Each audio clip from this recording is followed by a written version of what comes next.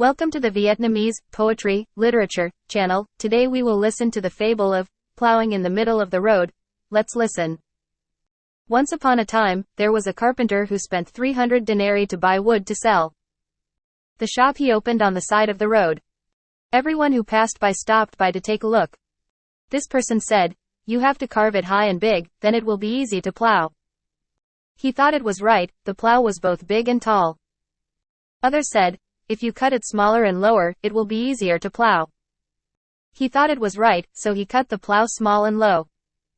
Then someone said, "Nowadays in the thousands, there are people who are destroying so many fields and plowing them with the help of elephants. If the plow is made very high, twice or three times as big as this so that an elephant can plow it, and put it on display for sale, it will probably sell a lot, and make a huge profit." When the carpenter heard this, he immediately cut several plows 5 or 7 times larger than those usually displayed for sale. But after many days, no one came to buy one, nor did anyone say that elephants plow the fields. The city has so much damaged wood that it's all gone, and so much capital that the haunted house is clean. The carpenter now knows that listening to others is foolish. But it's too late, it can't be cured anymore. Because of this story, there is a proverb that says, "Plowing the road in the middle of the road," to say that people who listen too much follow others to the point of losing their entire career. There is also the story, Plowing in the Middle of the Road, but the worker in this story is completely opposite to the worker in the previous story. The story goes, once upon a time there was a worker who, one day, brought wood to the middle of the road plow. As soon as he brought out the wood, someone passed by and asked, "What are you doing?"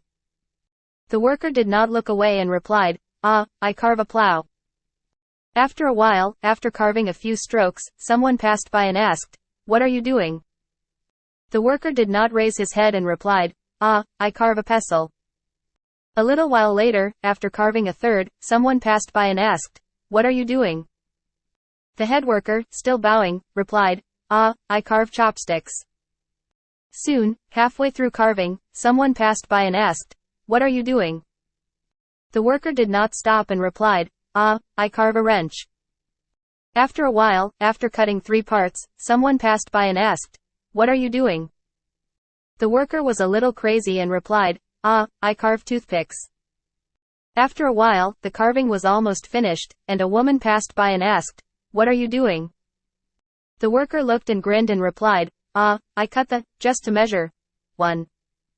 From then on, there was no more traffic, no one asked what to do anymore, but the worker was able to sit still and finish the plow.